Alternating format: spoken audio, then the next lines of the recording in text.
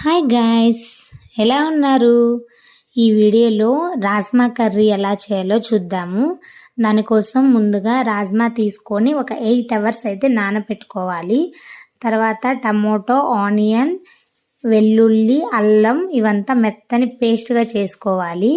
తర్వాత పోపు పెట్టుకొని ఈ మెత్తని పేస్ట్ అంతా కూడా అందులో యాడ్ చేసుకోవాలి. ఆయిల్ బాగా పైకి తేలేంత వరకు బాగా ఫ్రై చేసుకోవాలి. ఇంకా అందులో ఉప్పు, కారం, పసుపు, ఇంకా జీలకర్ర పొడి, ధనియాల పొడి, ఇంకా మీకు ఏం కావాలన్న మసాలాలన్నీ కూడా ఇందులో యాడ్ చేసుకోవచ్చు. తర్వాత పెట్టుకున్న రాజ్మా అయితే ఇందులో వేసుకోవాలి. బాగా మిక్స్ చేసుకోవాలి. కుక్కర్లో అయితే ఒక 2 విజిల్స్ మీడియం ఫ్లేమ్లో పెట్టేస్తే త్వరగా ఉడికిపోతుంది.